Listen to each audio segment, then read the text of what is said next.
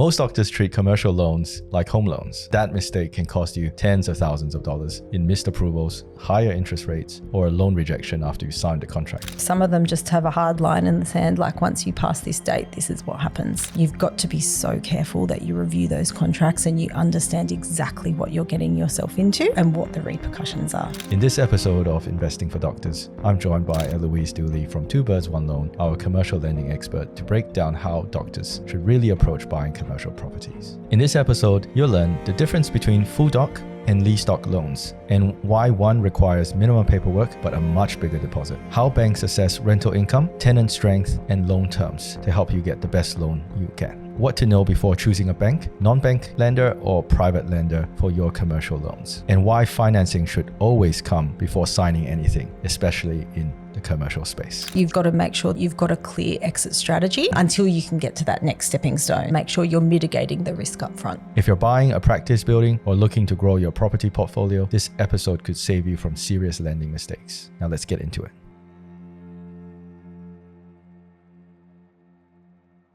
Hello everyone. Welcome to another episode of the Investing for Doctor podcast. I'm your host, Dr. B, and today we have one of our colleagues here, Eloise Dooley from IFD Lending. Hey B, how you going? Good. How are you? Good. It's been a little while since we last spoke. It has been a while. It has. It's great to be on. Thank you. No problem. And I guess today we'll focus a bit more on sort of commercial lending. Mm-hmm. But before we start, give a quick intro about who you are to remind our listeners. Yep. So my name is Eloise Dooley and I have a company called Two Birds, One Loan, and we have been in business for about 8 years now. So we do all sorts of lending. So we do residential, commercial, and a little bit of asset. And then I've also partnered with B as the lending partner for the IFD Group. So I've probably spoken to a few of the doctors out there. So it's nice to finally be on board in an official capacity. Yeah, welcome. So today we're talking about commercial lending and sort of in commercial properties, owner-occupied or just for investment purposes. And commercial is very, very different from residential. Yep.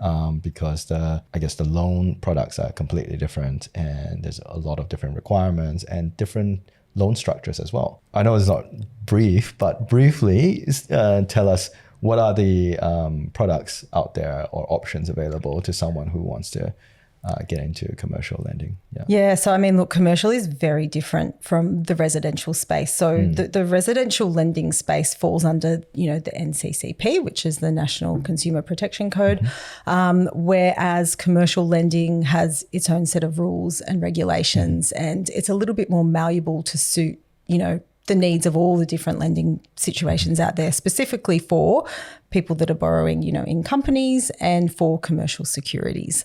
So there are lots of different ways that you can purchase commercial securities. Some of those, are easier than others. Everything from, something like a lease doc, which we'll go into a little bit more detail shortly, where, it's very reliant on the rental income. And then you can go into sort of a full doc where, it does go into all the, it's generally a longer term. It uses you as a personal guarantor.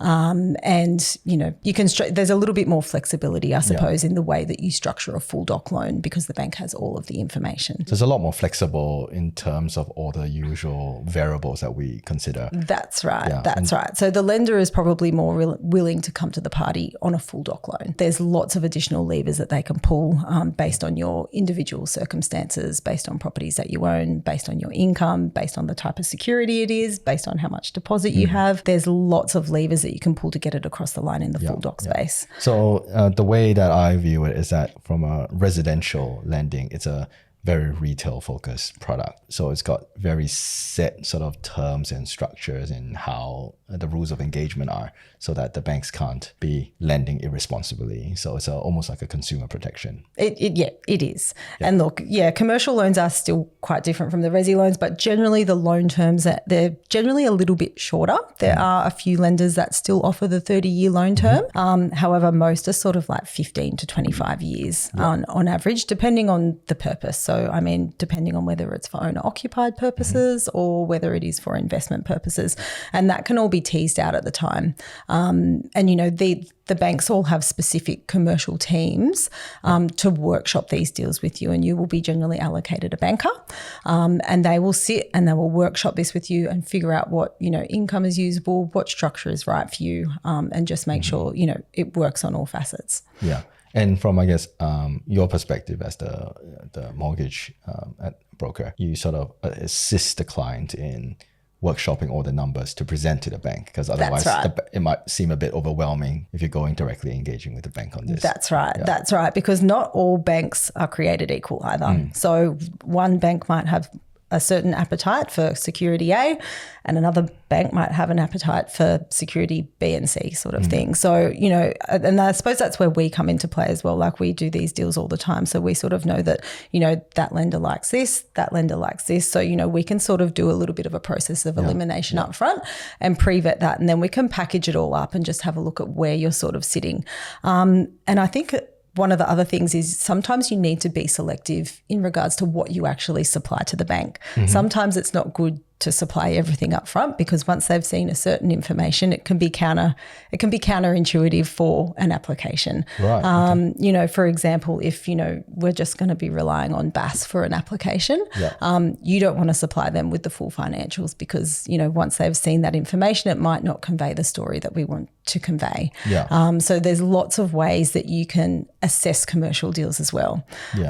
So that's where we can sort of say, okay, based on this set of data and all this information, we can get this outcome. It's storytelling. That's right. It's storytelling. All of this is storytelling. That's right. And all the banks want to hear a different story. I see. So then we can craft that story and send it off to the bank and go, right, this fits your policy, this fits your appetite, this is where I think it should go. And then we can workshop it at that point. So compared to residential, where a lot of people have experience in, it's very much more cookie cutter. It is. It's much more black and white. There's much less room for movement. Look, they're given for doctors, there generally is a little bit more room for movement. I mean, since the Royal Commission, there isn't a lot of flex for the banks to be able to give, because everything is so regulated.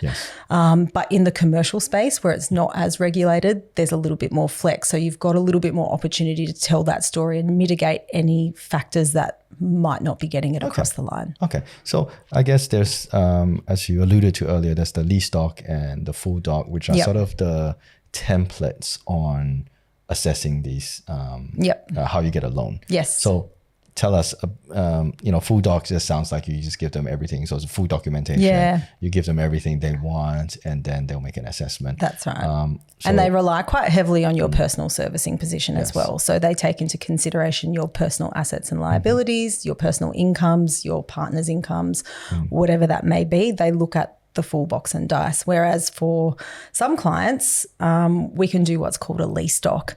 And this is particularly helpful when you're purchasing for investment purposes. So the facilities are generally interest only, and they heavily rely on the rental income that's generated from the property. So, I mean, some of the pros and cons of doing it this way is, the pros is that you don't need a lot of documentation. They don't rely on your personal servicing position. They're generally fairly quick and easy to establish. So once we've got the rent, we can figure out, basically they want the rent to cover the interest only repayments of the property by 1.2 or 1.5 or whatever the bank policy is. But look, some of the cons of this situation is that you do need a big deposit to get in the door. And whilst these properties are set up to be positively geared, you do need to have, either, anywhere from a 25 to a 35% deposit to be able to make this feasible. So it's really about covering the interest repayment with the lease, the rental lease. That's right. That you're getting. So that's right. Say my rent is giving me, it covers 80% of that. They're still not going to say yes to it, because you're not meeting the deposit requirements. That's the LVR right. requirements. That's right. So, you need your rent to be covering it by at least 1.2 over sort of an annual, if you work it out over an annual period. Your annual rent needs to be 1.2 of whatever the interest only repayments are over a 12-month So the interest period. repayment 6%, it's going to be 7.2%. Yes, something like that. That's right. The rental return. That's right. How many years do they usually go for if it's interest only? So the facilities are commensurate with the leases. Yeah. So you need to make sure that you have clients in these properties. Like, they will not do vacant possession for something like this. You need to make sure that you've got a tenant and the lease is signed, and that is a huge part of the approval process for this lease doc. So you need to supply the rental agreement, and then it needs to be commensurate with the interest only period. So you need to have, either a 5+5 or a 3+3, and then you can reassess, as time goes on. And just going back onto the deposit thing as well. So if you've got a 35% deposit, it's actually going to be more favourable for you in terms of interest rate as well. So obviously the less risk that the bank has to take on, the better the rates, the better the interest rate is going to be. And it's quite easy to cover your repayments with the rent, if you put in a bigger deposit. Oh, that's natural. It makes sense. So, and as you climb up LVR, so as you get closer to that 75% mark, it gets quite hard to cover the interest, because not only does the interest rate go up, so it might be that might have to go to a non-bank lender, and the interest rate might be 8.5%, and then trying to get your rent to cover that by 1.2 or 1.5 becomes increasingly hard. So it gets almost exponentially harder. It does. It does. So you've really got to have something that's renting really strongly to get those higher LVR brackets, tiers to work. But, the majors do lease doc at around 65%. So, and the non-bank lenders might do a 75%. But and then in terms of sourcing that deposit as well. So, I mean, lots of doctors have, cash sitting in their offset or from their personal, A&L, which they can use. And, I always urge our clients to seek accounting advice before they get into anything like this, just to figure out what the ramifications of taking this money from their personal position and putting it into this lease doc. And then, if in the instance that they do want to borrow against their owner occupied property to fund this deposit, what we generally say is, as the lease expires or you're coming to the end of the loan term, we can then reevaluate what the value of that property is, and if we can either look to extend that loan if the value of the property has gone up, and repay some of those, I suppose directors' loans they'd be considered. So if you're lending to a company. Lending to the SPV or lending to the company, and you can repay some of those to free up your personal capacity again. And I think this is really key for doctors who are wanting to grow their property portfolios, is to make sure that they keep some of their personal capacity free, so that they're free to engage in the next activity, whatever they do, and not borrow right up to their capacity. So it sounds like, to make the short, because it's a huge deposit, to make up that deposit, you often have to almost access some capital outside of that structure, rather than just putting cash in, whether that's taking it out of your offset or borrowing against the equity in your owner occupied or other investment properties to place in there to fulfill the lease stock requirements. Yes, that's right. And once you fulfill that, and once you fulfill the deposit, you fulfill the interest repayment through the lease stock, you don't have to really worry about much else, do you? Not really. No, that's it. And it's sort of like a low doc or a minimum documentation solution. They really just need, either trust deeds, company details.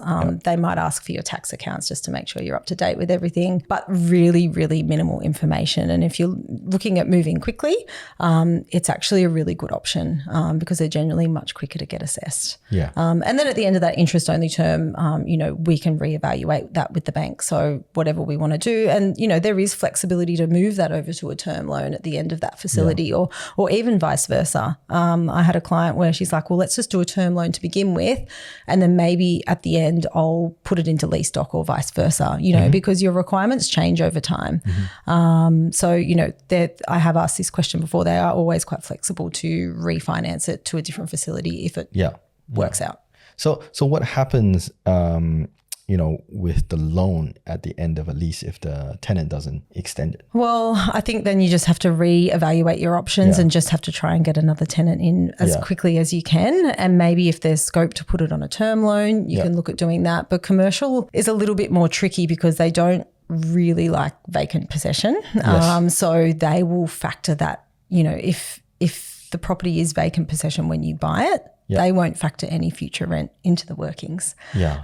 They really like to see strong rental return. And I suppose you've just got to mitigate any risk when you purchase it, like who's your tenant that's moving in, how long are they moving in for, what do they do? Yeah, I mean, it is a little bit of a risk, but, you know, the idea is that, you know, commercial vacancy rates are generally a little bit lower. But yeah, you just have to reassess at the time. And reassess when that issue comes up, and whether you can bring in an additional tenant or you have to go onto a full, a full document. That's right. Yeah. And hopefully at that stage, if it's quite a reasonable, you already got quite a big deposit in it. That's right. And I think as well with commercial leases, you negotiate them well in advance. You know, you've got your 3+3 option or whatever it is, and you know when it's coming up. Are they going to renew? Are they not going to renew? So more often than not, you've got a lot of time to advertise. You've got lots of time to prep before it gets to, you know, them just up and so moving. It's not like 30. It's not like 30 days. 30 days notice buy kind of thing. Like it would be negotiated. Like residential. That's right. There's usually a bigger period before they have to give you the notice. That's right. Or whether they intend to vacate or keep the option. Yes, I think they'd have to submit some sort of intent to remain or leave or whatever that is. With a couple months of notice. All right. So so it does sound like lease stock. It's easier to get the loan across the line. It is, but it's from a documentation and assessment perspective, it's not impacted by serviceability requirements. But obviously, there has that shorter term, little bit of additional risk. And are they always interest only, or? Yes, they are. They are always interest only. Okay. So the idea is that they're banking on the capital gain of the property. Yeah. And so if you want to pay down the principal, you are free to pay it down at any time. So you can just pop some into the loan if you want. But, you know, more often than not, the doctors like to keep their deductibility high for tax purposes to offset any income and that sort of thing. Of course. Okay. And with these lease stock, the requirements are you have to have a tenant in, or you have to have some sort of tenancy. You need to have a signed tenancy agreement. Yeah. Yes. Is that what it is? Yes. It needs to all be submitted to the lender at the time. So, you know, it's very hard to get a pre-approval for a lease stock without a tenancy agreement because it is just so pivotal to the approval. Yeah. So without that tenancy agreement, without knowing that the tenant's going to move in, the bank won't approve it. Okay. So it's either an existing tenancy agreement because you've bought that property from someone else that comes with a tenant, and then you just keep it going. That's probably the easiest situation. Yep. And they might review the terms and just understand, you know, even if there's a tenant in there, what if it's only got 1 year to go? They're going to want some sort of guarantee that they're going to be in there beyond, 12 months after moving in. So the bank does their due diligence up front as well and go, have you discussed this? What are the, the terms? What are the options after the first year? Okay. So there are some pitfalls, but hopefully they're all mitigatable with time. Yes, that's right. So before you get into signing the contract for any form of commercial, you just got to make sure that financing part is all sorted. Definitely. And I think, commercial as well, just don't go signing anything that's unconditional, because quite often than not, the appetites for different areas and different risk profiles and different types of securities is just so vast with commercial. It's everything from, industrial to mixed purpose to retail to, whatever it is. And all the different lenders have different appetites. So it's really crucial that you pre-vet the securities with your brokers, and they can guide you through this before you go placing any unconditional offers. Yeah. And usually these properties, they're not selling as fast in a way as you're not going to auction and I mean, look, in the instance that you do, and it has happened, they will then perhaps look at your personal asset and liability position. So for example, if you come to the party and you've bought a property and for whatever reason the lender doesn't like the location and they go, oh, that's a category C location, we actually don't like that one. What does a category C mean? So I think it's just mean more rural or regional locations, places with low capital growth. It might be subject to environmental factors.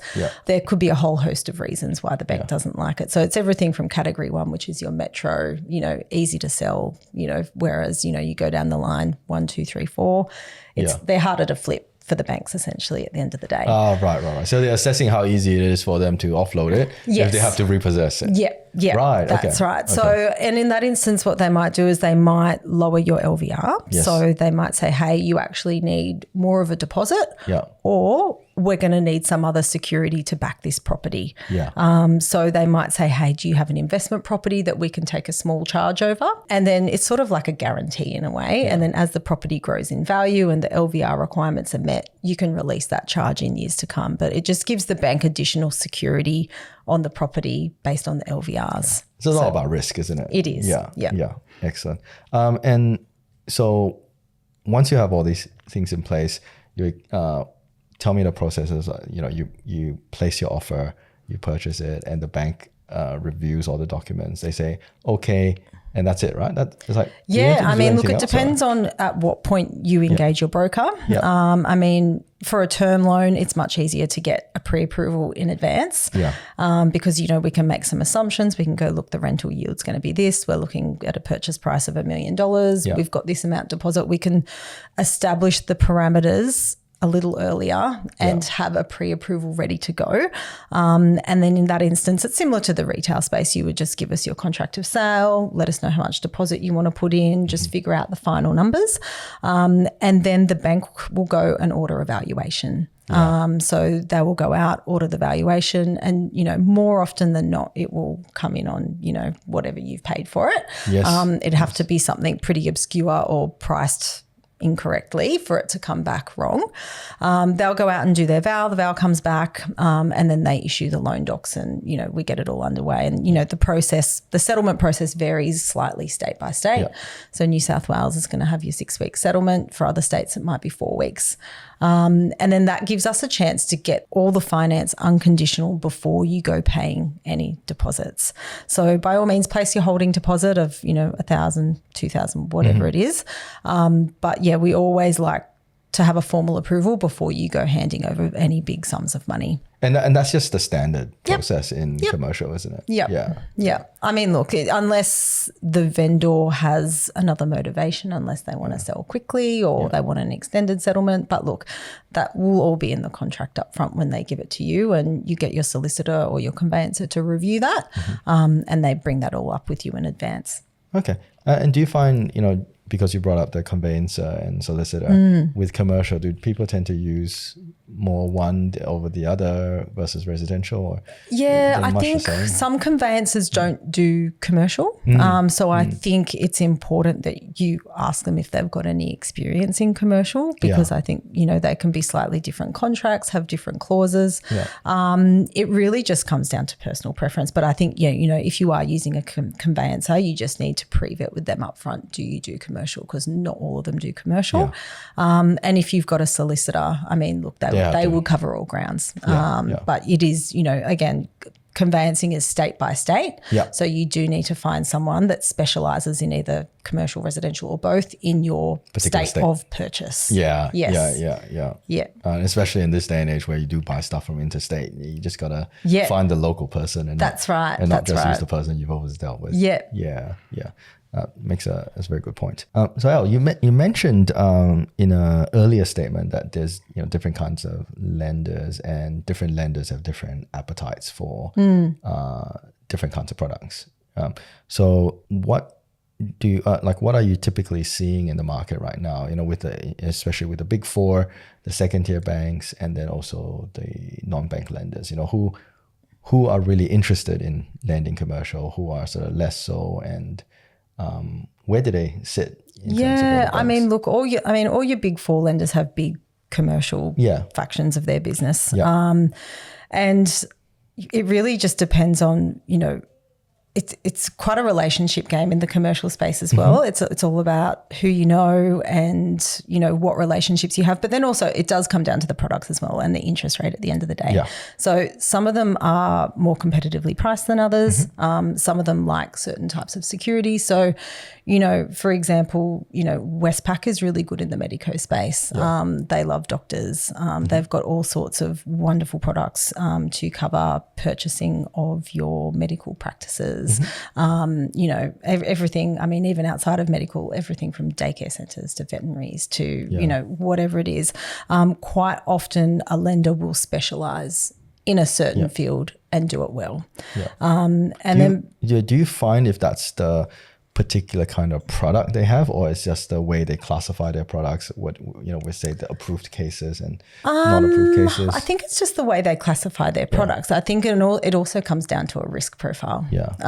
So whilst someone might be really good at agricultural machinery and agricultural businesses and commercial and all of that sort of thing, someone else might be good in the medico space and lending against equity and practices and all of that sort of thing. So take Westpac for example. They love doctors. They have lots of flexible policies. We've done quite a few with Westpac. They're really good in the lease doc space. And then there are NAB have a medical arm also. They do a lot in the medical space. It really just depends on what you want and what your personal circumstances are and what story your business tells. Because as I said before, all the lenders want to hear a little bit of a different story. And look, and some people might be bound to a certain bank. Like we might have someone that comes to us and goes, look, we've banked with CBA our whole lives. We really want to stay with CBA. Or you might have a private relationship, a private banking relationship with CBA. And look, private banking is probably a whole other kettle of fish again. I mean, that's, there's all sorts of different policies for anyone that's banking in the private space where you need to have sort of a net asset position. It's anywhere, I think the lowest hurdle is probably about 3 mil. Of loans that you have to have with loans, them, I think. that's right. Yeah. And then, all the banks incrementally go up. And then they can, do all sorts of weird and wonderful things. So it's just more customized products. Very customized products. And they do have lots of space to mitigate policy and go outside of policy. And also you have much more complex asset and liability structures and different things you can lend against and different properties, different assets, different incomes that are derived from, a whole host of different places. So, they really are, for the more complex lens. So ideally someone should strive towards that if they're a doctor that's earning good amount of money. That's right. And many of the doctors might also have private bankers. You generally get allocated a private banker and you will have direct contact with them and you will be able to, basically go to them directly and just say. I think from our experience, that experience is quite variable depending on who you get. Because again, it's a personal, it's an individualized situation. Now, our standard banks obviously do these things, but there's also non-bank lenders that will lend into the commercial space. And from my recollection, there's lots and lots of these non-bank lenders that are also sort of striving to get customers, but obviously with a slightly higher interest rate. How does it work from the non-bank lender side? Do they just issue a product and say, these are the terms we go for? Exactly. And they signal that to, brokers like yourself? That's right. So for example, let's just look at lease doc, for example. So Westpac, their lease doc requirement is that you need to have a 65% LVR. So you need a 35% deposit plus costs, plus establishment fee, generally val fee, whatever else on top of that.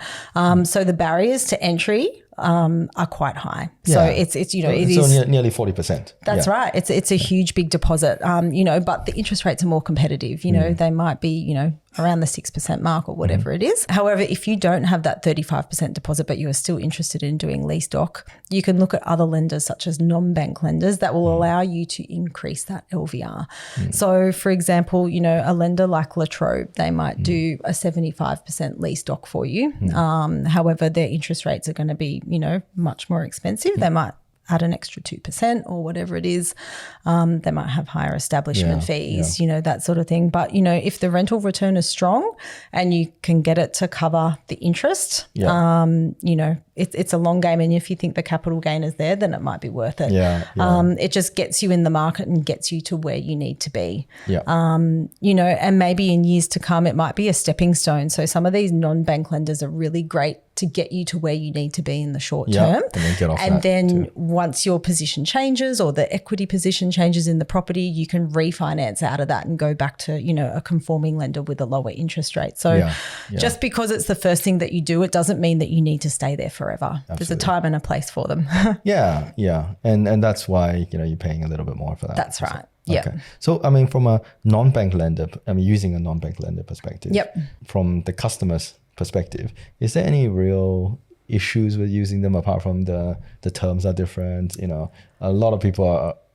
during the financial crisis, they said, oh, non-bank lenders are not secure and all this other thing. And I think there was one particular one that nearly sort of folded. Is that risk still around? And is that really that much of a risk to a customer? There's always risk, I suppose, but you know, it depends on what your objectives are at the end of the day, and how much and your own personal risk profile. You know, we've been using a lot of these non-bank lenders for a long time, and I think the risk of them folding would be fairly insignificant, but notwithstanding, like, not saying that it doesn't happen. You've just got to, you know, dot your I's and cross your T's. And I think it's really important that you get the contracts reviewed, because, you know, some of these non-bank lenders might have specific clauses in these loan contracts and things like that you aren't aware of. And same goes for the private space. So, you know, if we exhaust all of our opportunities and, you know, we can't get a conforming lender, we can't get a second tier lender, we can't get a non-bank lender, and if you really want it to happen, we can then go to the private space. So, you know, and the private space, again, if you can do anything in the private space for a cost. But again, you've got to be so careful that you review those contracts and you understand exactly what you're getting yourself into, and what the repercussions are. Yeah, I've seen something where the interest rates are astronomical. But then the things that if they repossess everything. That's right. Yeah, they don't. That's right. You don't get the difference. That's right. And some, you know, some of them just have a hard line in the sand. Like, once you pass this date, this is what happens. So you've just got to make sure that you've got a clear exit strategy out of these private lends, because lots of them will be shorter term facilities until you can get to that next stepping stone. So I think it's just all about forward planning and knowing what will happen at the end of that 2, 3, 4, 5 years, and having a stepping stone into a new facility and knowing you can make that happen. I think you just got to make sure you're mitigating the risk up front. If I'm really honest, some of that sounds like legalized loan sharking, but you're doing it in the business space, which is all protected by legal documents rather than... I mean, more so we see, like, I see a lot of this in the construction space, right, where something might be a little bit outside of the box and it doesn't quite fit any of the lenders. And, you know, there are lots of private lenders that will do these short-term facilities. And then the idea is that you refinance out of it. And look, some of them are better than others. Like, you've just got to make sure that you know the right people and you're going to the right places. And you're not putting up the wrong things as collateral. That's right. That's right. I fondly remember having somehow I can't remember how I got into that dinner. There was one of these lenders that would lend you money for business purposes against your home.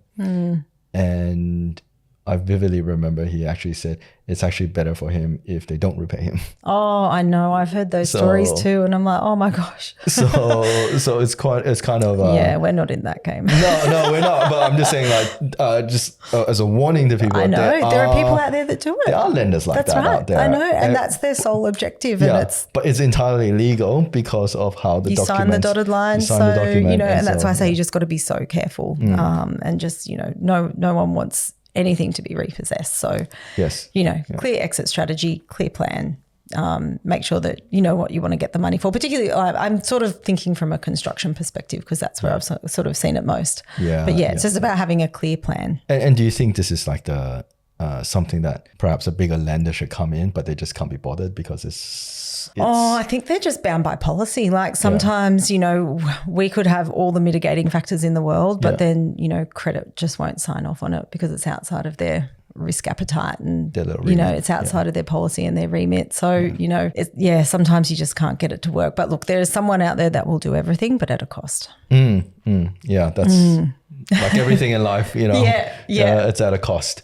So the other thing is that when you're looking at these terms, I think sometimes they can review the loan itself and subject to annual review or even perhaps recall the loan. You know, are those also things that occur commonly? Or Yeah, so depending on the lender, depending on what sort of security you have, depending on the loan term, there are lenders out there that will do annual reviews. So, you know, some will go into more detail than others. So some will just say, hey, how's your loan? They'll just look at your file and go, yep, your loan conduct's been good. Yeah. You're keeping up You've with your repaid affairs. everything. That's great. That's right. Tick, review's done. Yeah. There are other lenders that will do more in-depth loan reviews. And I think it really comes down to your exposure and your amount of lending to, you know, for, you know, lower loan amounts, you know, the annual reviews are going to be quite basic. You know, they're not going to, you know, try and figure out what you had for breakfast last week and all of those sorts of things. They'll do simple reviews like, you know, check your conduct, check that you're profitable, check that you continue your commitments. But, you know, then there's other lenders that don't do them at all. So that's something to also double check when you are getting yourself into a commercial facility, what the review rates are. You know, for lease doc as well, you know, you need to make sure that, you know, as the loans are, as the rental leases are coming to an end, that you double check with the lender what's going to happen. You know, we are looking for a new tenant, you know, what's going to happen at the end of these loan terms. It's about the rolling over, right? That's right. That's right. And look, as a broker as well, we are very aware of these loan terms and we've got different, you know, alerts set up in our system that tell us that, you know, X is coming to an end. So whether it's, you know, the broker, the banker or the customer, we're all sort of cognizant that, you know, this loan term's about to come to an end. What's the plan? What are we going to do? Just so we're not faced with, you know, a crisis at the 11th hour. Yeah. And because like the last thing you want is that for a rollover to not happen, even though you could potentially do it. Yeah. Yeah, that's right. Yeah. What happens then? I actually... Have you come across that? I haven't come across that in my experience. Yeah, so it's not that common. As long as all the checkboxes are met, I guess. Yeah, that's right. I mean, look, I'm sure it happens. We haven't come across it yet. But look, and it really depends on the lender that you go with too. And I think, you know, what the benefits of going with, you know, your conforming lenders such as, you know, your big four is, you know, they all have processes in place to make sure that does not happen. They don't want to foreclose on the loan. They don't want to foreclose on it. They don't want to repossess because that's extra work for them. Yeah, that's right. But once you head up into the private space, they're probably going to be a little bit more cutthroat. So, because from personal experience, I had a commercial loan that was being rolled over during COVID, and that was such a mess. Right? They still rolled it over. But it was just like, oh, we got to roll over now, and okay. Yeah, great. Great, it's COVID. So read the terms of the contract. That's right. Read the terms of contract. Know what you're getting yourself. That's right. Into and what you signed up for. Yeah, I think that's the takeaway. And that's right. And that, you know, that's one of the things with the conforming lenders. Although, you know, they're a little bit more stringent and their rules are a little bit more hard and fast. There's probably more protection mechanisms in place to help you in the instance that something does go pear-shaped. Yeah. Like I was actually told this for loans under a certain size. As long as you meet the repayments, they can't they can't foreclose on you no matter what that you do. It's just like in residential, they can't say, oh, you know, the value of the property has fallen a little bit and we're going to just close the loan as long as you're meeting your repayments. That's right. And there's lots of steps that they would take before they get to that. I think, you know, once when they foreclose on the loan, that is, you know, the last straw. They would have resort. There would be a series of steps. There's a series of steps steps that they would do to make sure that doesn't happen. Yeah. I mean, hopefully that shouldn't happen because now interest rates are coming down. So that's right. Things are heading the right direction. Yes. And most mortgagees will feel a bit better. Yeah. And I think as well, you know, there's more equity when you get into a commercial property up front. And this is probably one of the reasons for it is there is more equity from the very start should something go wrong. You know, they take that 30% because, you know, or that 20%, you know, even with term loans, you know, there's only a couple of lenders that will, you know, 80%, only a few lenders do. Most will require sort of a 30% deposit. And, you know, that probably is in the instance that they're slower to move or, you know, in the instance that something does go pear-shaped that they can't sell it for a while. It just gives the banks that extra bit of buffer and lowers their risk for these sorts of properties. Yeah, because that's how they assess everything. Risk, that's right. Interest rate. Risk, interest rate. Yeah, that's right. That's right. Awesome. So I guess the take-home message is if you're doing anything commercial, have a broker who knows what they're doing and explore the various options and make sure you read the documents. Yeah, that's right. Just do your research. Awesome. Thank you so Excellent. much. Thanks, B. This podcast is for educational and entertainment purposes only. The information and opinions shared are not intended as personal financial advice. The content presented should not be relied upon for making financial, investment, or other decisions. Listeners are strongly encouraged to seek the advice of qualified financial or legal professionals before making any financial decisions. While we aim to provide valuable and accurate information, we make no guarantees regarding the completeness or accuracy of the content. Any reliance on the information provided is done at your own risk.